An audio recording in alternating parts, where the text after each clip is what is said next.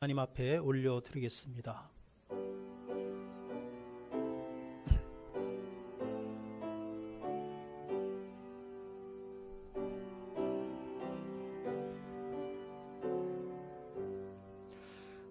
내가 무엇을 가지고 여호와 앞에 나아가며 높으신 하나님께 경배할까? 사람아, 주께서 선한 것이 무엇임을 내게 보이셨나니 여호와께서 내게 구하시는 것은 오직 정의를 행하며 인자를 사랑하며 겸손하게 내 하나님과 함께 행하는 것이 아니냐. 하나님은 영이시니 예배하는 자가 영과 진리로 예배할지니라. 아멘. 성도들이 드리는 예배를 기쁘게 받으시는 하나님 아버지, 오늘도 거룩한 주일을 맞아 주님의 백성들이 한자리에 모여 마음을 모으고 목소리를 합하여 위대하신 주님의 이름을 높여드립니다. 우리 영혼이 창조주 되신 하나님께 경배하오니 곤고한 자들은 말씀으로 은혜받아 새 힘을 얻게 하시고 상한 심령들은 찬송 중에 임하시는 하나님을 만나 그 영혼이 새롭게 소송되는 역사가 있게 하옵소서. 성령님의 인도하심을 따라 예배하는 모든 성도들이 하나님 한 분만으로 만족하고 기뻐하는 복된 시간이 되게 하여 주옵소서. 주 예수 그리스도의 이름으로 기도하옵나이다. 아멘.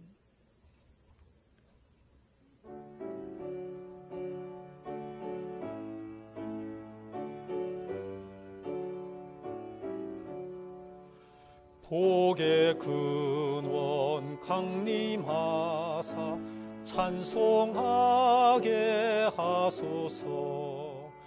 한량없이 자비하심 측량할 길 없도다.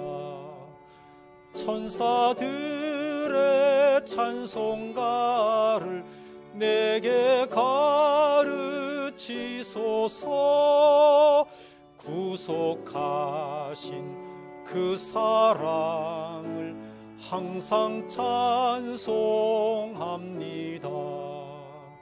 주의 크신 도움 받아 이때까지 왔으니 이와 같이 천국에도 이르기를 바라네. 하나님의 품을 떠나 죄에 빠진 우리를 예수 구원하시려고 보혈을 흘려주셨네. 주의 귀한 은혜 받고 일생 빚진 자 되네. 주의 은혜 사슬 되사 나를 주께 매소서. 우리 마음은 연약하여 범죄하기 쉬우니 하나님이 받으시고 천국인을 치소서.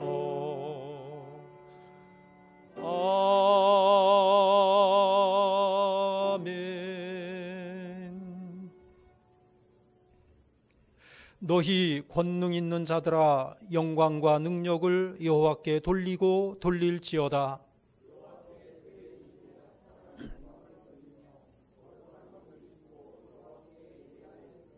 여호와의 소리가 물 위에 있도다.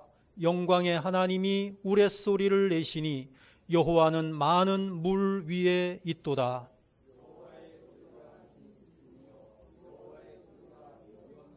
여호와의 소리가 백향목을 꺾으시며 여호와께서 레바논 백향목을 꺾어 부수시도다.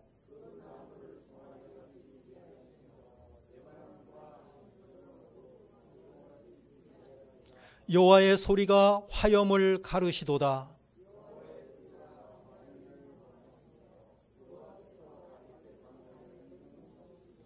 여호와의 소리가 암사슴을 낙태하게 하시고 삼림을 말갛게 벗기시니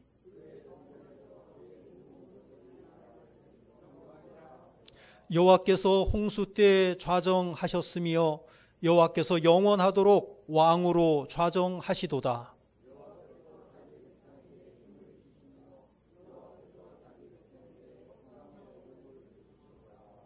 아멘.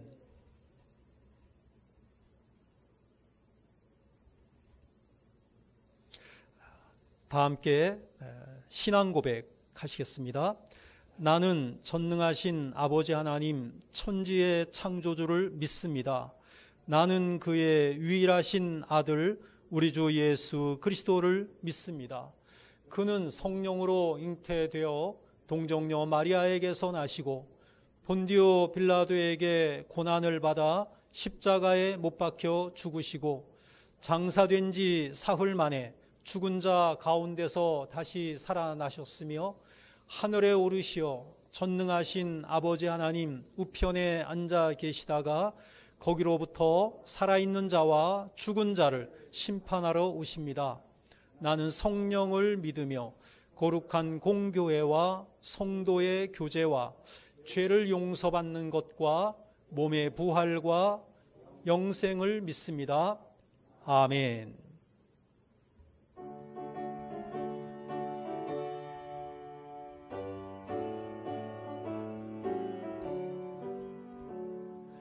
이 세상의 모든 죄를 맑히시는 주의 보혈, 성자 예수 그 귀한 피 찬송하고 찬송하세. 주님 앞을 멀리 떠나 길을 잃고 헤맬 때에 나의 뒤를 따라오사 친히 구원하셨도다. 흰 눈보다 더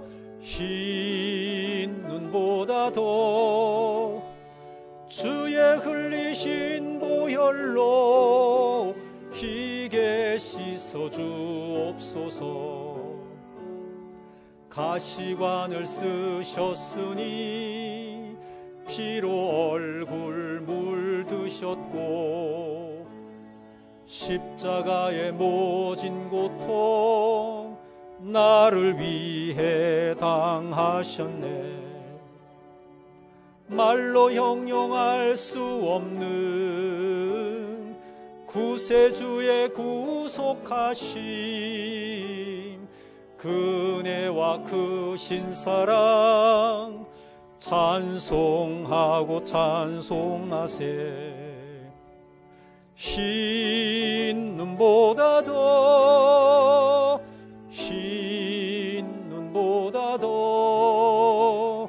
주의 흘리신 보혈로 희게 씻어 주옵소서.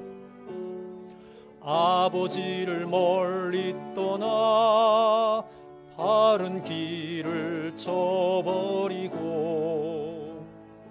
여러 가지 죄악으로 주홍같이 되었으니 물 같은 것 가지고는 씻을 수가 아주 없네.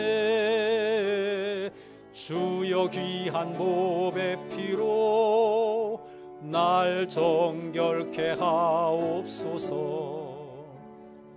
흰 눈보다 더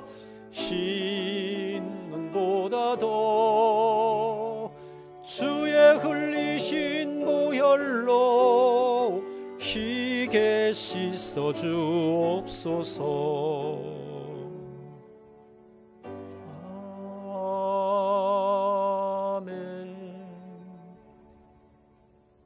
사랑과 은혜가 풍성하신 하나님 아버지, 우리 민족 고유의 명절인 설날을 허락하시고 가족, 친지들이 한자리에 다 모이지 못했지만 서로가 배려와 격려하는 마음으로 우애를 더욱 돈독히 하며 어렵고 힘든 시기에 서로가 힘을 합쳐가도록 베풀어 주신 무한한 사랑과 은혜에 감사와 찬송을 올립니다. 한 주간 설 명절 연휴를 보내며 믿음을 담는 마음의 그릇에 믿음을 담뿍 담아 주시니 감사합니다. 복된 주일에 언제나 신령과 진정으로 예배하는 저를 기뻐 찾으시는 하나님의 뜻을 받들어 대면과 비대면으로 예배하는 모든 성도들이 거룩한 예배자가 되도록 인도하옵소서.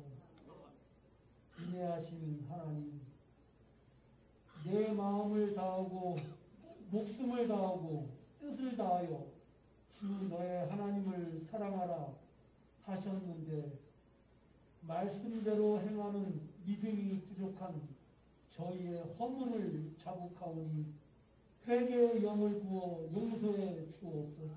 아멘. 나는 마음이 온유하고 겸손하니 나의 멍에를 메고 내게 배우라 신 말씀 따라 살며 평안한 심을 얻게 하옵소서. 어려운 환경에 내몰린 나라와 민족을 위해 기도합니다. 코로나19 확산이 그칠 줄 모르고 지속되고 있으며 코로나19 변종 바이러스가 창궐하여 확산 조짐을 보이고 있습니다. 국민들이 이러한 위험한 환경을 벗어나서 안심할 수 있도록 어서 속히 백신과 치료제가 상용화되고 보편화되어 모든 일상이 회복되도록 전능자의 때를 따라 돕는 은혜가 임하여 주시옵소서. 위정자들이 당리당략에 매몰되지 않고 하나님을 경외하는 마음을 갖게 하여 주시옵소서. 하나님의 가호 아래 진정한 자유민주주의와 자유시장 경제와 법치를 수호하며 국민을 위한 통치가 이 땅에 영원히 존속하도록 인도하여 주시옵소서. 뭉치면 살고 흩어지면 죽는다는 옛말이 뭉치면 죽고 흩어지면 산다는 신조어로 변형된 코로나19 시대에 오직 저희가 의지할 것은 하나님뿐임을 고백합니다. 수많은 자영업자와 소상공인들을 비롯 대다수 국민들이 위험하고 어려운 환경 속에서 겪는 고통에도 소망을 잃지 않도록 주님의 깊은 사랑과 위로가 임하여 주시옵소서. 우리를 도우시는 능력의 하나님, 코로나19로 인한 사회적 거리두기 규제로 교회와 성도들의 생활에 말 못하는 고민과 근심들이 쌓여갑니다.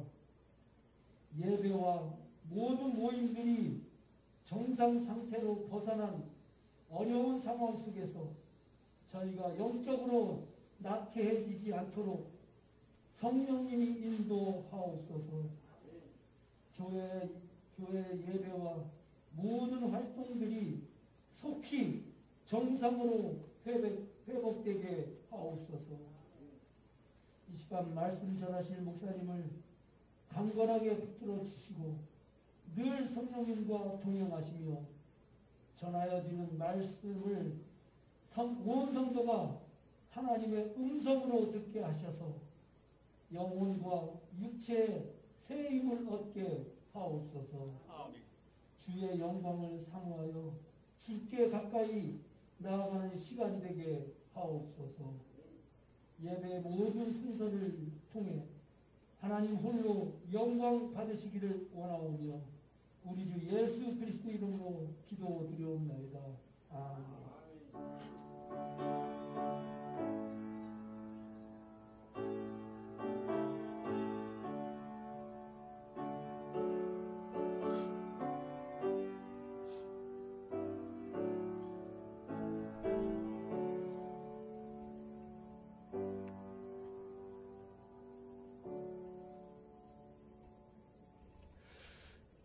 네, 지난주의 말씀을 암송하는 시간입니다.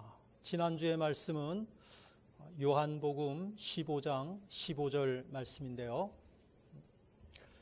다 함께 우리가 눈을 감고 암송해 보도록 하겠습니다. 가정에서 비대면 예배를 드리시는 우리 성도님들도 가족들과 함께 암송해 주시기를 바랍니다. 자, 시작. 이제부터는 너희를 종이라 하지 아니하리니 종은 주인이 하는 것을 알지 못함이라. 친구라 하였노니 내가 내 아버지께 들은 것을 다 너희에게 알게 하였음이니라. 요한복음 15장 15절 말씀. 아멘. 우리를 친구로, 종의 신분에서 친구로 격상시켜 주신 하나님을 찬양합니다. 금주의 말씀을 우리가 한번 읽어보도록 하겠습니다. 금주의 말씀은 오늘 본문 말씀과 관련이 있는데요. 고린도후서 4장 16절 한번 읽어보겠습니다. 시작. 그러므로 우리가 낙심하지 아니하노니 우리의 겉사람은 낡아지나 우리의 속사람은 날로 새로워지도다. 아멘. 이 말씀이 이번 한 주간 우리의 묵상하는 그런 말씀이 되시기를 바랍니다. 성경 봉독하겠습니다. 고린도후서 4장 7절로부터 18절까지 말씀입니다.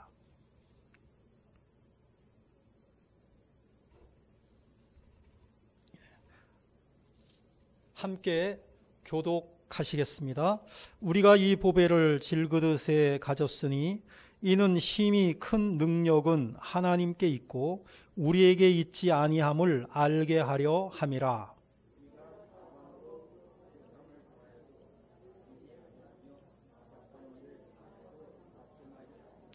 박해를 받아도 버린 바 되지 아니하며 거꾸로 뜨림을 당하여도 망하지 아니하고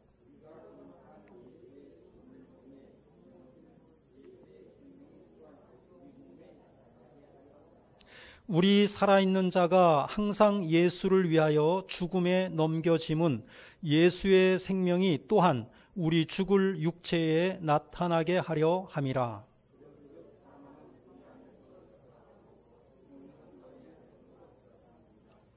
기록된 바 내가 믿었으므로 말하였다 한 것 같이 우리가 같은 믿음의 마음을 가졌으니 우리도 믿었으므로 또한 말하노라.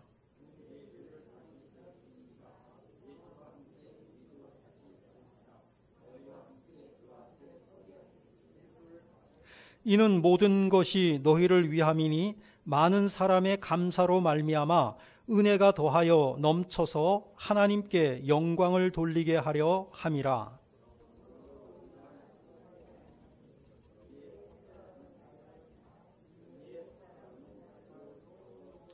우리가 잠시 받는 환난에 경한 것이 지극히 크고 영원한 영광에 중한 것을 우리에게 이루게 함이니 우리가 주목하는 것은 보이는 것이 아니요 보이지 않는 것이니 보이는 것은 잠깐이요 보이지 않는 것은 영원함이라.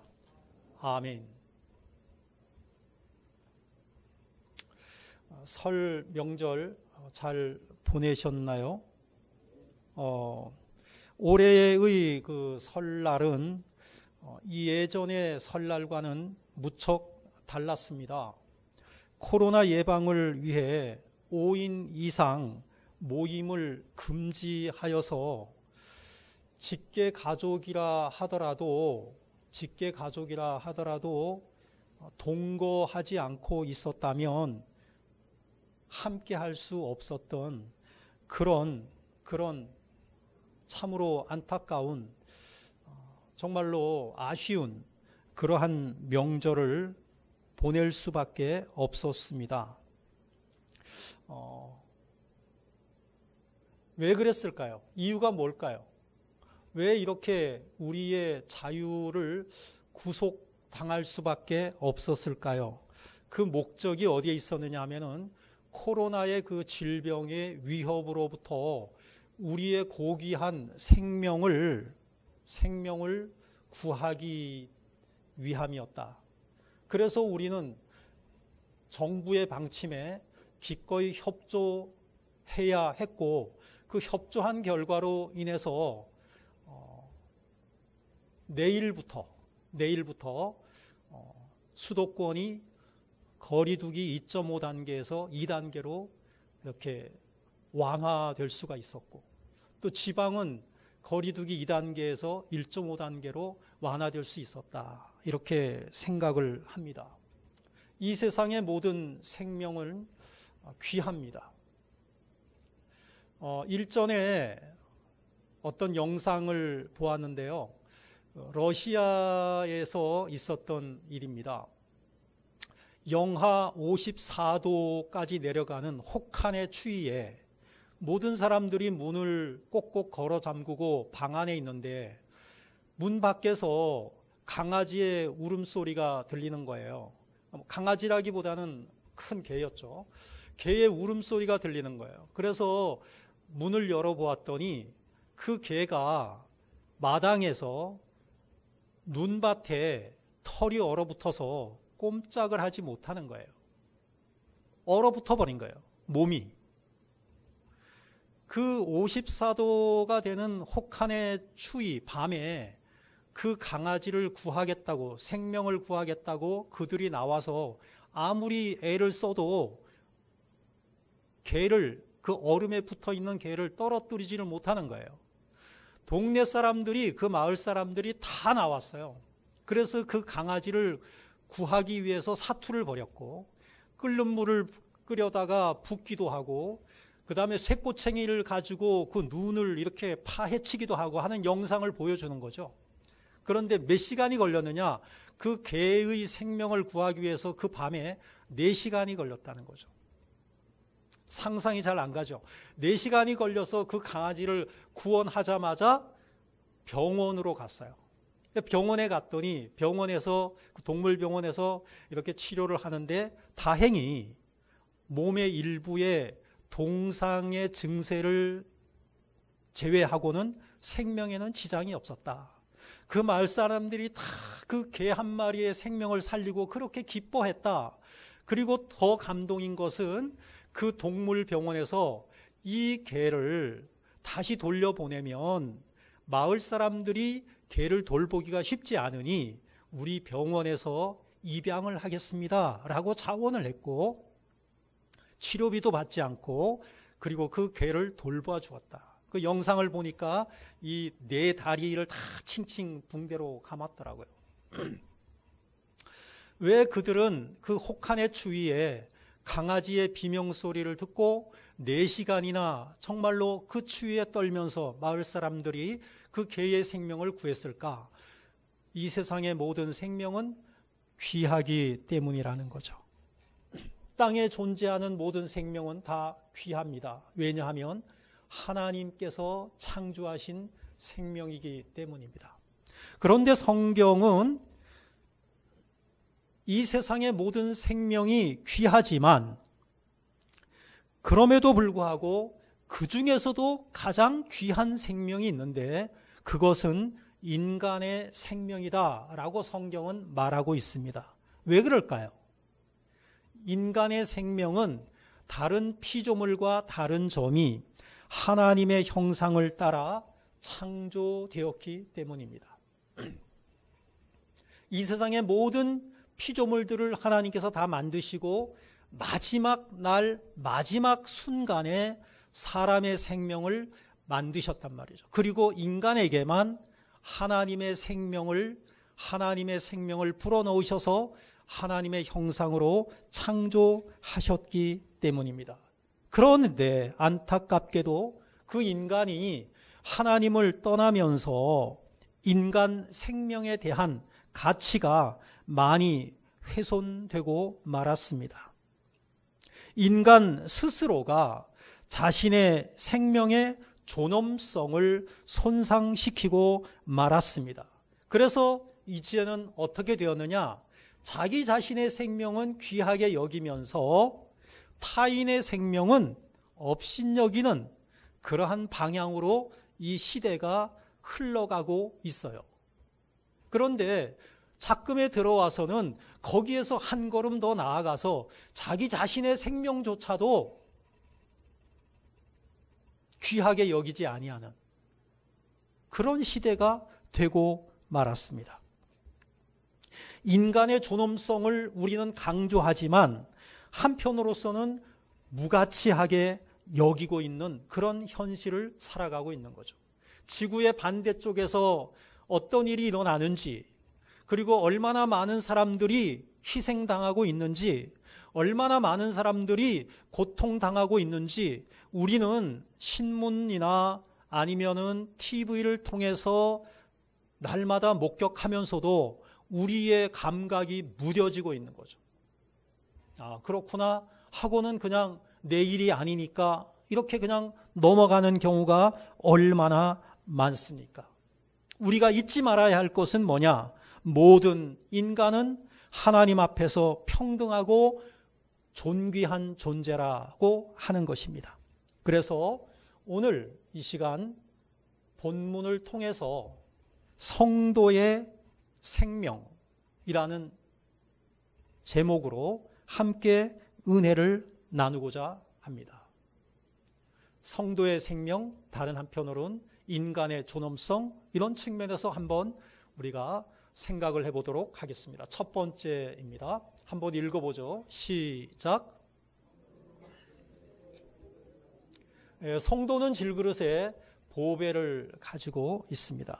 본문 7절을 함께 큰 소리로 읽겠습니다. 시작. 우리가 이 보배를 질그릇에 가졌으니 이는 심히 큰 능력은 하나님께 있고 우리에게 있지 아니함을 알게 하려 함이라. 아멘. 모든 인간이 귀하지만, 오늘 본문은 말입니다. 모든 인간이 다 귀하죠. 하지만 성도는 더 귀한 존재라는 거예요. 모든 인간이 다 귀한데 그 중에서도 성도는 더 귀한 존재라고 하는 것이죠. 왜 그렇습니까? 세상에 사람들이 가지고 있지 않는 것을 성도는 가지고 있기 때문입니다. 세상에 사람들이 가지고 있지 않는 것을 성도들이 가지고 있기 때문에 성도들이 더 귀한 존재라는 거예요.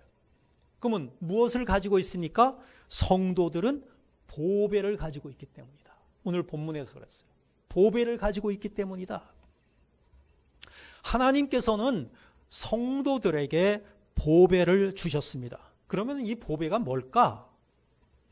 이 보배라고 7절에서 말씀하고 있거든요. 이 보배를 우리가 가졌다. 우리 성도가 가졌다. 그러면 이 보배는 앞에서 설명하고 있는 보배예요. 그것이 바로 뭐냐? 6절인 거죠.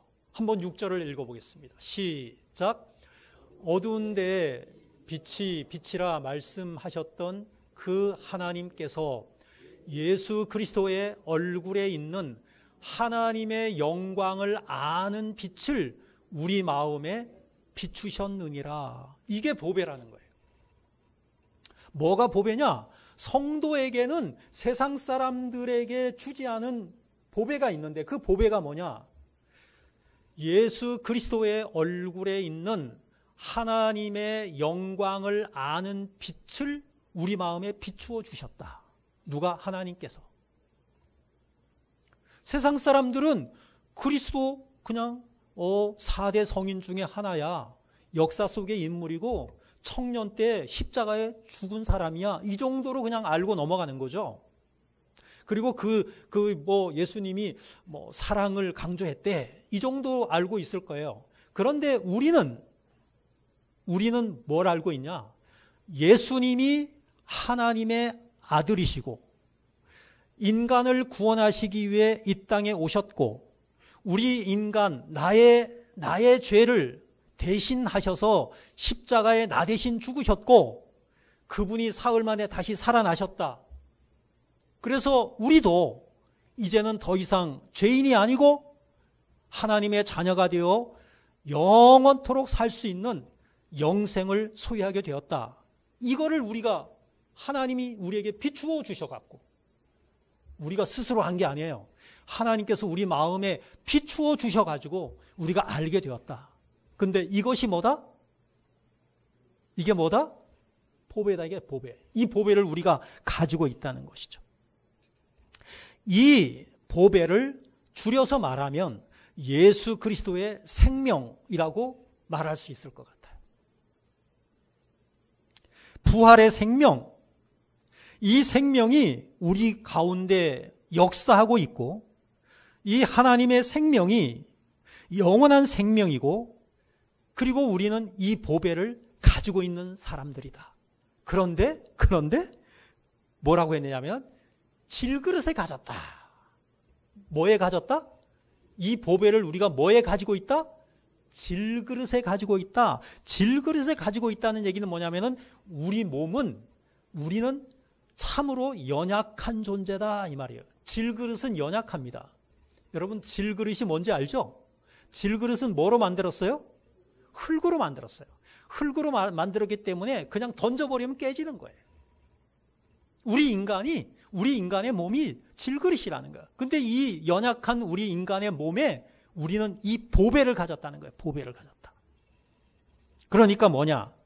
우리는 연약한 존재이지만 우리는 그 질그릇 안에 보배를 담고 있다라고 하는 말씀이에요.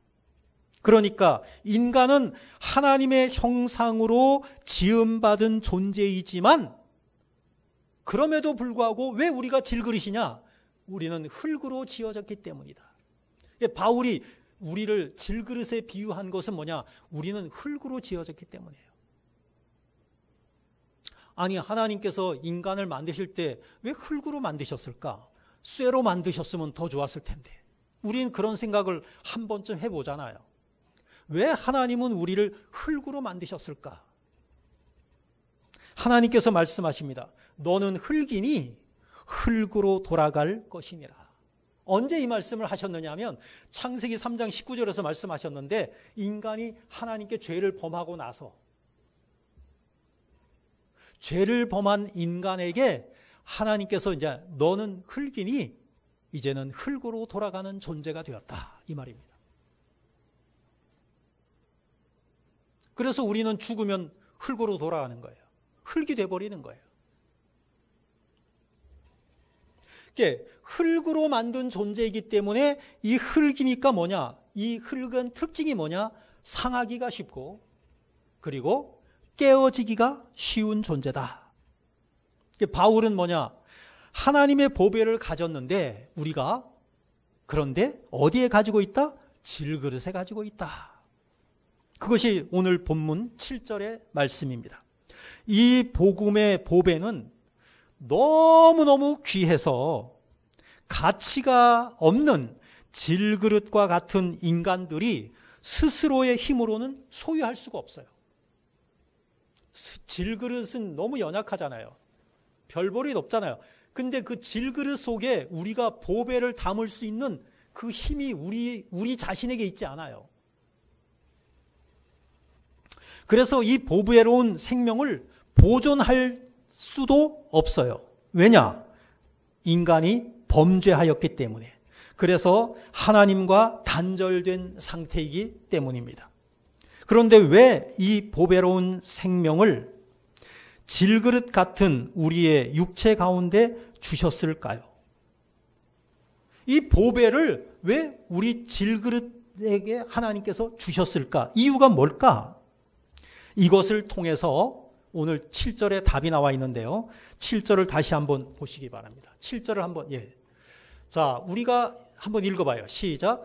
우리가 이 보배를 질그릇에 가졌으니 이는 심히 큰 능력은 하나님께 있고 우리에게 있지 아니함을 알게 하려 함이라. 그 이는이 뭐냐면 그 이유는 이 말이에요. 그 까닭은 이 보잘것없는 질그릇에 이 보배를 하나님께서 주셨는데 그 이유는 뭐냐? 왜 질그릇에 보배를 담게 하셨느냐? 심히 큰 능력은 하나님께 있는 것이다. 우리에게 있는 게 아니다. 그것을 우리로 하여금 알게 하려는 것이다. 가르쳐 주시는 것이다. 이 보배를 우리가 이 질그릇에 갖게 된 것은 전적으로 나의 능력이 아니라 하나님의 능력이다. 그러니까 내가 뭐 잘나서 내가 이 보배를 가지게 된 게 아니라는 거예요. 그러니까 이것은 뭐예요? 누구의 은혜다? 오직 하나님의 은혜다. 이런 결론이 나오는 것이죠. 그래서 에베소서 2장 8절에서 이렇게 말하고 있죠. 바울은 너희는 그 은혜에 의하여 믿음으로 말미암아 구원을 받았으니 이것은 너희에게서 난 것이 아니요 하나님의 선물이라. 우리가 구원을 받았는데 이 구원이라고 하는 이 보배, 영생을 우리가 선물로 받았다. 내 능력으로, 내 힘으로 받은 것이 아니다. 우리는 질그릇이야. 보잘것 없어. 별볼일 없어. 하나님의 은혜가 아니면 이 보배를 담을 수 있는 자격이 없는 존재인데 하나님께서 담게 해주셨다는 거예요. 그래서 이 구원은 전적으로 나의 것은 0%, 나의 어떤 능력이나 아니면 나의 어떤 그 공로는 전혀 내가 구원받는 데에 1%도 0.1%도 거기에는 포함되어 있지 않다. 100% 전적으로 하나님의 은혜일 뿐이다. 그래서 칼빈 선생님은 전적 은혜다 이렇게 말씀하고 있는 거죠. 오직 하나님의 은혜다. 그 다음에 두 번째로 넘어가도록 하겠습니다.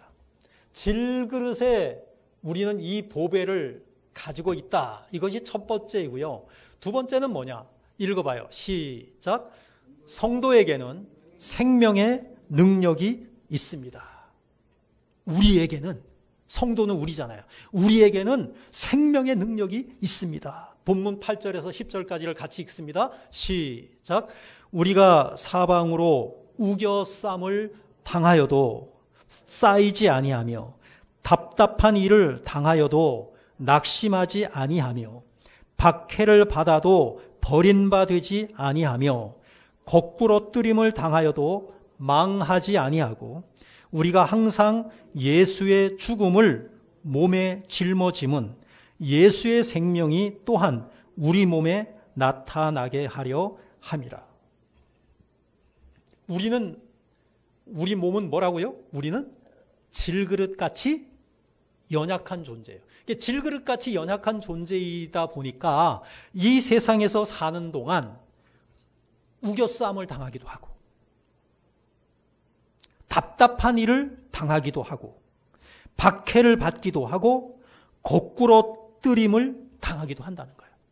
이 세상에 살면서 우리가 연약하니까, 우리가 질그릇 같은 존재니까 이 세상에 살면서 우리는 차이고 치이고 때로는 넘어지고 누구에게 멸시도 받고 이런 경우를 당한다는 거예요. 왜? 우린 연약한 존재니까. 바울이 그랬잖아요.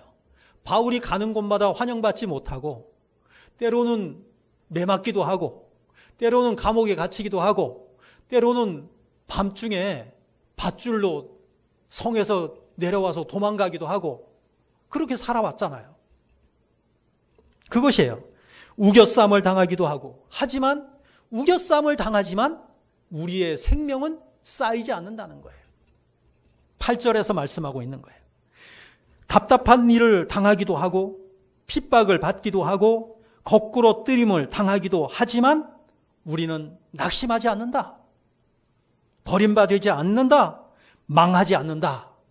9절에서 말씀하여 주시고 있는 것이에요. 오히려 이 생명은 예수 그리스도와 함께 부활의 생명으로 영광 가운데 나타나게 된다라고 하는 것입니다. 바울은 이 믿음을 가지고 있는 거죠. 예수 그리스도의 죽으심과 부활을 확신하는 믿음을 가지고 있는 것입니다. 그래서 죽음에서의 부활에 대한 바울의 흔들리지 않는 믿음은 어떠한 상황에서도 낙담하지 않는 거예요. 어떠한 상황에서도 좌절하지 않는 거예요. 그리고 영원한 하늘의 그 소망을 바라보고 그가 해야 할 일들을 끊임없이 꾸준히 중단하지 아니하고 걸어갔던 것을 우리는 알 수가 있습니다. 예수님께서 부활의 첫 열매가 되셨다 이렇게 말씀하고 있잖아요.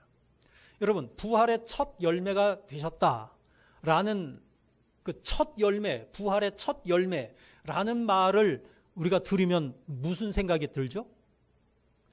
첫 열매가 있다는 얘기는, 예수님이 부활의 첫 열매라는 얘기는 둘째 열매, 셋째 열매가 이어진다는 것을 의미한단 말이죠.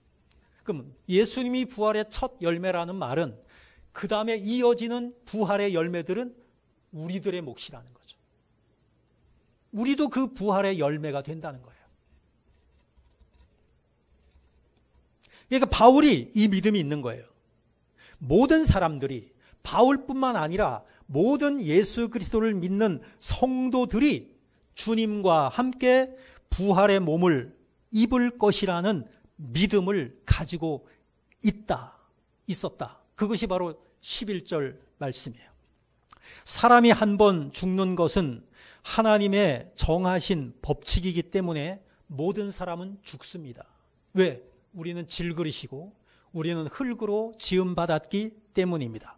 하지만 주의 말씀을 듣고 또 하나님을 믿는 자는 영생을 얻었기 때문에 몸은 죽을 수 있지만, 몸은 죽죠. 질그릇이니까. 하지만 영원한 것으로 부활된다. 그 영원한 것으로 부활된다. 이게 바로 보배라는 것이죠.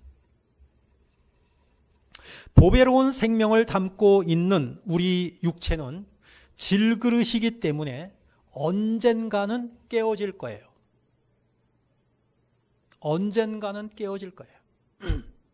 언젠가는 깨어진다. 질그릇이. 이것은 언젠가는 우리는 죽는다는 거예요. 우리 몸이. 그리고 그 근본인 흙으로 돌아가게 되어 있습니다. 우리 질그릇이 흙으로 돌아가는 순간 우리가 소유한 영원한 생명은 자유를 얻게 됩니다.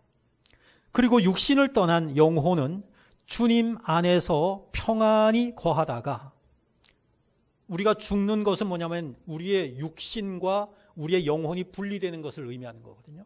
그러니까 영혼이 육신에서 떠나죠. 그 다음에 어떻게 되느냐? 주님 안에서 평안히 거하다가 주님이 다시 오시는 날 새로운 몸을 입게 된다. 이 새로운 몸은 지금 우리의 몸과는 다른 몸이에요. 지금 몸은 특징이 질그릇이잖아요.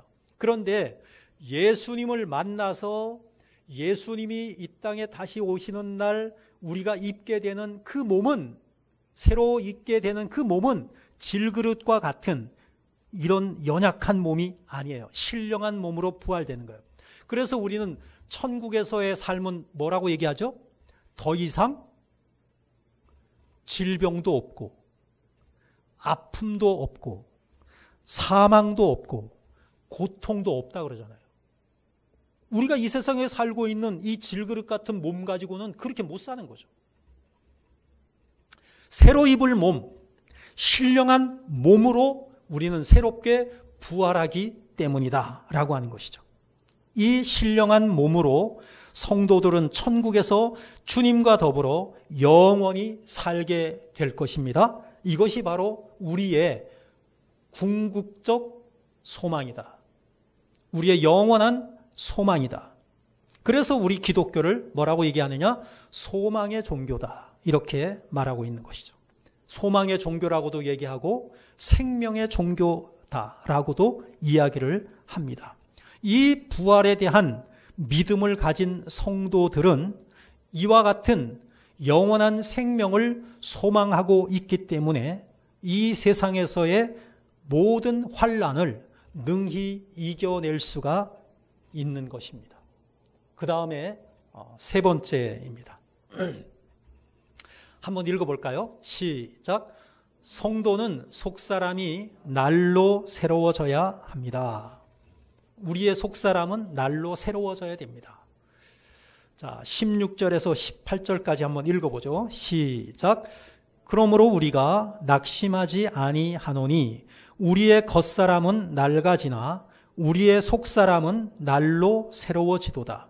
우리가 잠시 받는 환난에 경한 것이 지극히 크고 영원한 영광에 충한 것을 우리에게 이루게 함이니 우리가 주목하는 것은 보이는 것이 아니요 보이지 않는 것이니 보이는 것은 잠깐이요 보이지 않는 것은 영원함이니라. 우리가 낙심하지 않는 거예요. 낙심하지 아니하고 우리에게 주어진 일을 인내하는 가운데 우리가 감당할 수 있다는 거죠. 낙심하지 않고 인내할 수 있는 이유는 왜 그러냐? 영원한 영광을 우리가 소망 가운데 바라보기 때문이다. 그러니까 성도는 뭐냐? 이 세상에서의 일시적인 영광을 구하지 않는 거예요. 이 세상에서의 일시적인 영광, 썩어질 영광, 금방 사라질 그러한 영광, 오래가지 않는 영광이죠. 이 세상에서의 영광은. 그런 것들을 우리 성도는 구하지 않는 거예요. 그럼 뭘 구하느냐? 성도는 하나님 나라의 영원한 영광을 구하면서 살아가는 존재이다. 그러다 보니까 그 영원한 영광을 바라보니까 현실에서 우리가 부딪히고 당하게 되는 그러한 고난들, 일시적인 고난들이죠.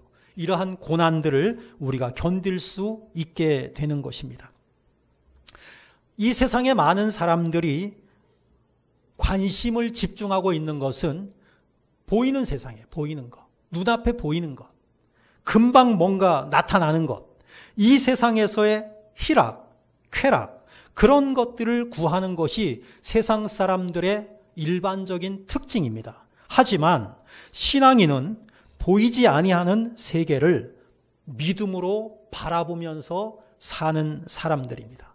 왜냐하면 이 세상의 모든 것은 금방 지나가 버리고 말기 때문입니다.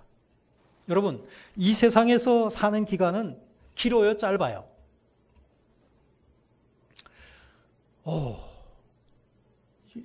연세 많으신 분들이 많이 계신데 제가 이런 말씀을 드리기는 좀 주제 넘을지 모르겠는데 나이를 먹으면 먹을수록 하루하루가 너무 짧아요. 한번 따라해 보십시다. 너무 짧아요. 안 그래요? 금방 아침 먹은 것 같은데 점심때야. 금방 밤이 돌아와. 하루하루가 금방 지나가. 아니 2021년 돌아왔는데 벌써 1월 달은 멀리 지나가 버리고 지금 2월도 오늘 며칠이에요? 14일. 반이 지나갔어요. 한 해가 왜 이렇게 빨리 지나가는지. 나이 드신 분들이 생각하기 싫은 게 뭐죠? 나이 먹는 거잖아요. 뭐 그런 말 하더라고요. 어린아이와 어른의 특징이 뭐냐? 어린아이는 나이 먹고 싶어 하고 나이 든 사람은 뭐예요? 나이 먹기 싫어한다는 거죠. 이게 나이가 빨리 좀 많아졌으면 하는 사람은 어린아이라는 거죠. 아이고, 지금 너희들 때로 한 10살, 20살 요때로 내가 다시 젊어지면 얼마나 좋을까? 이렇게 생각하는 사람은 다 나이 든 사람들이라는 거예요. 이 세상의 특징인 거예요. 시편 90편 10절을 한번 읽어볼까요? 시작. 우리의 연수가 70이요 강건하면 80이라도 그 연수의 자랑은 수고와 슬픔뿐이요 신속히 가니 우리가 날아가나이다. 이 시편이 기록될 때는 다윗 시대잖아요. 그 다윗 시대에는 인생 70이었어요. 많이 살면 70이었어요. 그러니까 우리의 연수가 70이요. 강건하면 80이다. 진짜 오래오래 장수한 사람은 그 당시 80이었어요. 오늘날은 어떠냐? 오늘날은 지금 한 8, 90 살죠. 오래 사는 분들은 100세도 살고 그래. 그 100세 시대다 이런 말 해요. 100세 시대인데 앞으로 조금 몇 년 지나게 되면 120세는 그냥 쉽게 살 수 있다. 요즘 어린아이들은 평균 수명이 120세 될 거다. 그런 이야기들을 하고 있습니다. 그러니까 무슨 생각해요? 와, 길다. 인생은 짧고 예술은 길다. 그런데 예술이 길지만 인생도 길다. 만약에 평균 수명이 120세가 된다고 합시다. 평균 수명이 되면 120세가 되면 인간은 만족할까요? 더 오래 살고 싶은 거예요. 우리 이전에 일제시대 때의 평균 수명은 30, 40이었대요. 그때는 그렇게 빨리 죽었대요. 그런데 요즘 들어와서 30, 40 살았는데 많이 살았다고 하는 사람이 누가 있습니까? 얼마를 살더라도 우리 인간의 수명이 늘어난다고 하더라도 여전히 인생은 짧고 예술은 길다라고 하는 말은 명언일 것입니다. 왜냐하면 영원이라고 하는 시간에 비유하면 영원이라고 하는 시간은 끝이 없는 시간이잖아요. 거기에 비유하면 100년인들 200년인들 그것이 긴 인생이겠습니까? 결국은 인생은 짧은 것이에요.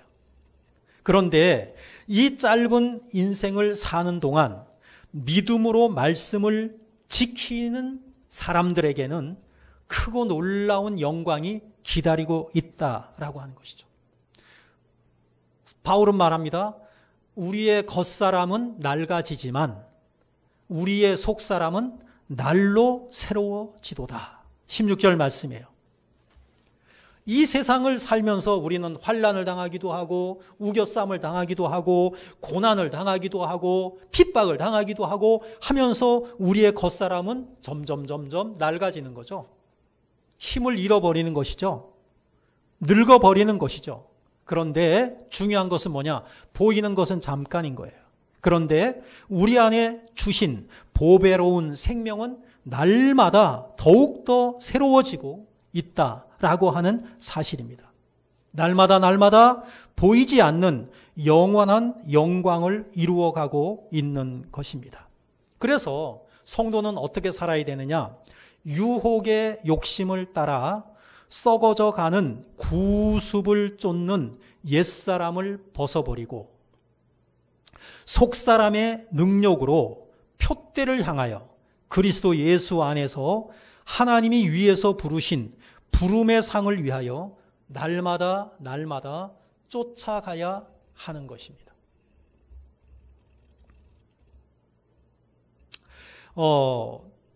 현자로 명성이 자자했지만 못생긴 랍비가 있었습니다.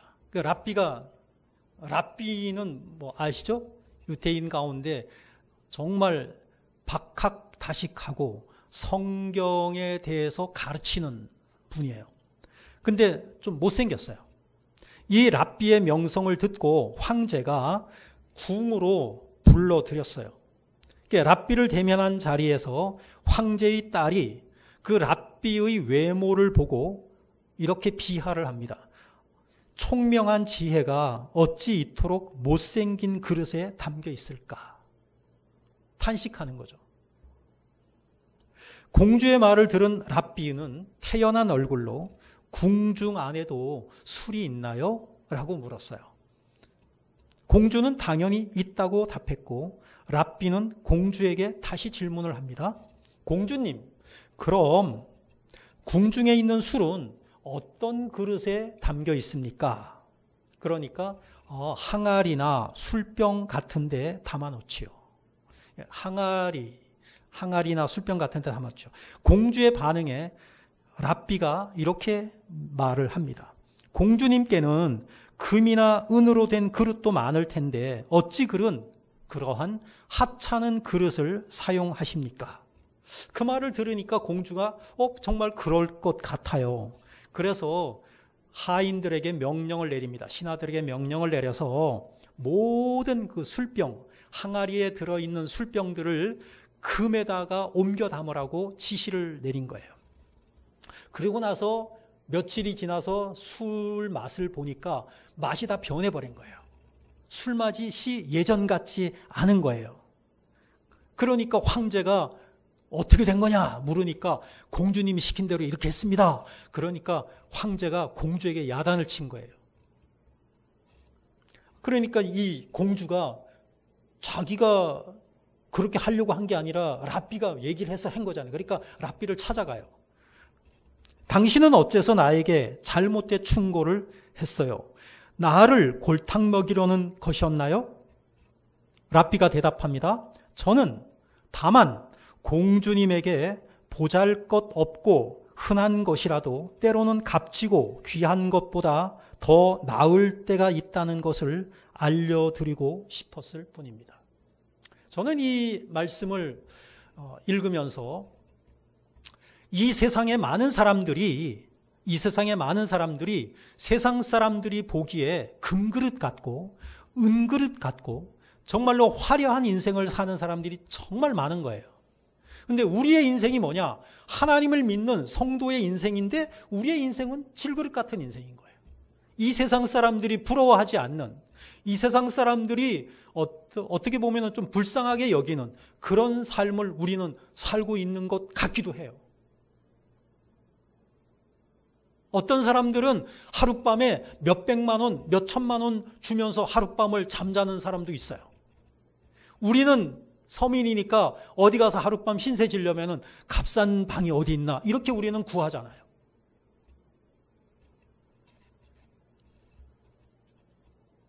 여러분, 그 사람을 평가하는 데 있어서 이 공주처럼 외모로 평가해서는 안 되는 거예요.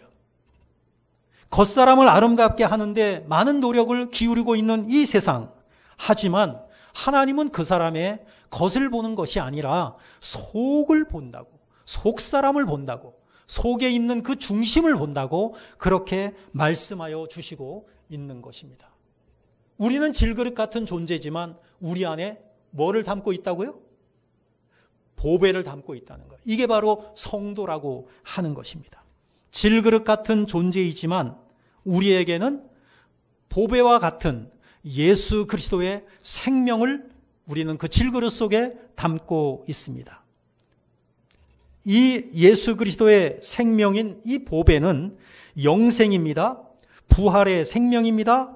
영광에 이르는 생명입니다. 우리 안에 있는 이 보배로 인해 우리 안의 속사람은 날로 새로워지고 있습니다. 날로 새로워지는 속사람으로 하나님이 위해서 부르신 부름의 상을 위하여 날마다 성실하고 부지런하게 쫓아가시는 저와 여러분들이 다 되시기를 주님의 이름으로 축복합니다. 기도하겠습니다. 사랑의 주님, 은혜를 감사드립니다. 우리가 세상 사람들이 부러워하지 아니하는 그러한 질그릇 같은 존재임을 알게 하심을 감사드립니다. 하지만 우리 안에 보배와 같은 예수 그리스도의 생명을 담아주시니 감사드립니다. 우리의 능력으로 알게 된 것이 아니라 하나님께서 알게 해 주셨습니다. 아버지 하나님, 이 예수 그리스도의 생명, 이 보배가 우리 안에 있기에 우리가 오늘 하루도 소망 가운데 살아갈 수 있습니다. 기쁨으로 살아갈 수 있습니다. 감사함으로 살아갈 수 있습니다. 이 보배를 담은 성도로서 부끄럽지 않은 순간순간 감사가 넘치는 복된 삶을 살게 하여 주옵소서. 우리의 속사람이 날로 새로워지는 그러한 감격을 날마다 누릴 수 있도록 은혜를 베풀어 주옵소서. 주 예수 그리스도의 이름으로 기도하옵나이다. 아멘. 찬송가 270장 찬양하시면서 봉헌하시겠습니다.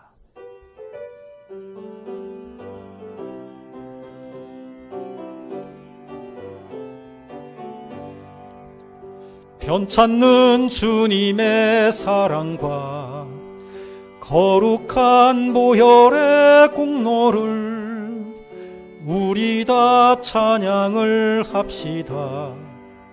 주님을 만나볼 때까지 예수는 우리를 깨끗게 하시는 주시니 그의 피 우리를 눈보다 더 희게 하셨네.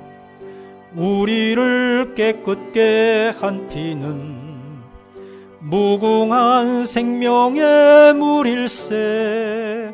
생명의 구원을 받은 자 하나님 찬양을 합시다.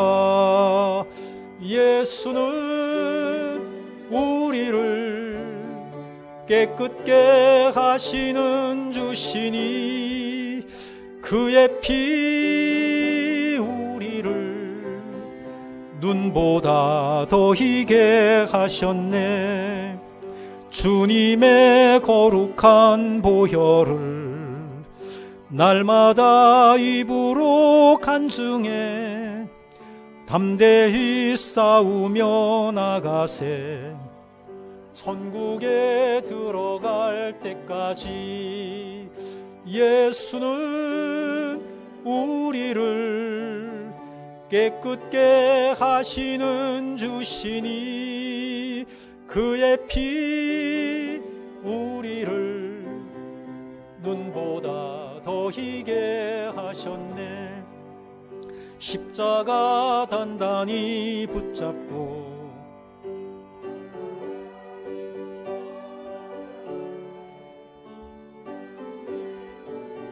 쓰고서 주 앞에 찬양할 때까지 예수는 우리를 깨끗게 하시는 주시니 그의 피 우리를 눈보다 더 희게 하셨네. 하나님 은혜를 감사드립니다.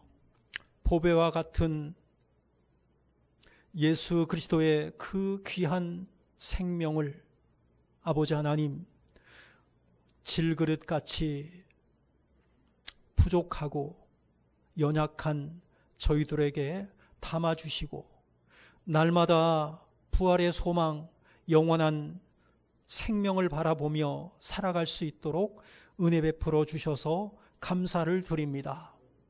이 세상에서의 삶은 잠깐이지만 보이지 않는 영원한 그 세계가 아버지 하나님 우리 앞에 펼쳐져 있음을 소망 가운데 바라보며 오늘도 살아갈 수 있도록 은혜 베풀어 주셔서 감사를 드립니다. 아버지 하나님, 이 믿음 우리가 간직하게 하시고 하나님 주님만을 바라보며 이 영원한 생명의 길을 날마다 뚜벅뚜벅 걸어가는 우리 모두가 되게 하여 주옵소서. 그 믿음 주신 하나님께 감사의 마음을 담아 귀한 예물을 주님 앞에 거룩하게 구별하여 올려드립니다. 11조 예물을 드립니다. 감사 예물을 드립니다. 주일 헌금을 올려드립니다. 건축 헌금, 선교 헌금, 아버지 하나님 그리고 1,000번째 예물을 구별하여서 하나님 앞에 올려드립니다.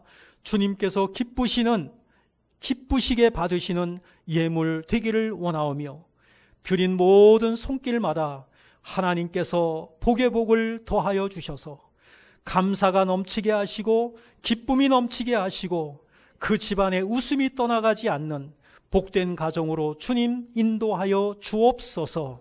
주 예수 그리스도의 이름으로 기도하옵나이다. 아멘.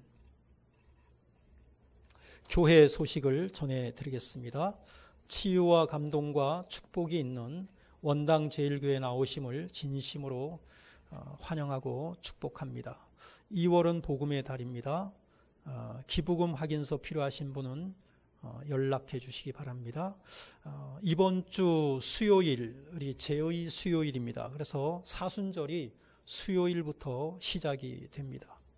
예수의 고난과 죽으심의 의미를 깊이 묵상하며 그분이 이 세상에 오신 목적을 알고 그분이 어떤 삶을 사셨는가를 알아 그리고 묵상하고 예수님을 닮아가는 기간이 사순절 기간입니다. 내일부터 수도권의 사회적 거리두기 단계가 2.5 단계에서 2단계로 완화됩니다. 따라서 다음 주에 바뀌게 되는 예배에 관한 그 내용에 대해서는 당회에서 논의한 후 카톡에 공지하도록 하겠습니다. 오늘 예배 드린 것은 11시에, 그 다음에 11시에 예배 드린 것은 12시에 그 이후에 똑같이, 이전과 똑같이 카톡에 올리도록 하겠습니다. 목회를 위한 기도 제목 보시고 기도해 주시기 바라고요. 내일 15일이죠. 내일 우리 이승찬 집사님, 이나경 집사님의 독생자 되는 외아들 되는 우리 이태호 청년이 군에 입대를 하게 됩니다. 지금 예배를 드리고 있는데요. 귀한 아들을 군에 보내는 부모님의 그 심정을 우리가 또 생각해보고 군 생활 정말 건강하게 잘 마치고 돌아올 수 있도록 우리가 축복해주고 기도해 주셨으면 감사하겠습니다. 우리 잠깐 일어나 보실래요? 얼마나 듬직하고 정말 미남이에요. 그거 한번 잠깐 벗어도 될 것 같은데. 여 앞에서 늘 이렇게 찬양 인도하고 하나님께 정말 귀하게 쓰임 받는데 군에서도 그렇게 좀 쓰임 받았으면 어떨까 그런 생각을 해봤어요. 군에서도 하나님께 헌신할 수 있는 기회가 주어질 줄로 믿습니다. 그랬으면 참 좋겠어요. 군 생활 멋지게 하고 건강한 몸으로 돌아올 수 있도록 우리 원당제일교회 모든 성도님들이 생각날 때마다 기도해 주시면 감사하겠고요. 우리 교회 청년들 가운데 지금 군 생활하고 있는 청년들이 있거든요. 그들을 위해서도 기도해 주시면 감사하겠습니다. 박수로 축복하고요.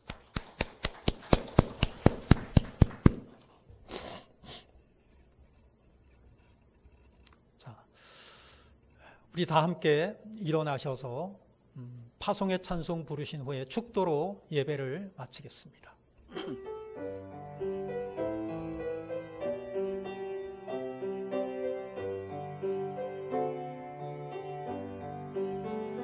여기에 모인 우리 주의 은총 받은 자여라. 주께서 이 자리에 함께 계심을 아노라. 언제나 주님만을 찬양하며 따라가리니 시험을 당할 때도 함께 계심을 믿노라. 이 믿음 더욱 굳세라. 주가 지켜주신다. 어두운 밤에도 주의 밝은 빛 인도하여 주신다. 이 믿음 더욱 굳세라. 주가 지켜주신다. 어두운 밤에도 주의 밝은 빛 인도하여 주신다. 지금은 우리 구주 예수 그리스도의 은혜와 아버지 하나님의 사랑과 성령의 인도하심이 거룩한 주일을 하나님께 나와 예배하며 쥘그릇같이 연약한 우리에게 영원한 예수 그리스도의 생명, 보배를 심어주시고 영원한 생명을 소망 가운데 살아가며 살아갈 수 있도록 은혜 베풀어 주신 삼일째 하나님께 감사하며 우리의 남은 생애 동안 오직 하나님의 영광을 위하여 살아가기를 새롭게 소원하며 다짐하며 돌아가는 우리 모든 성도들에게 이제로부터 영원토록 함께 있을지어다. 아멘.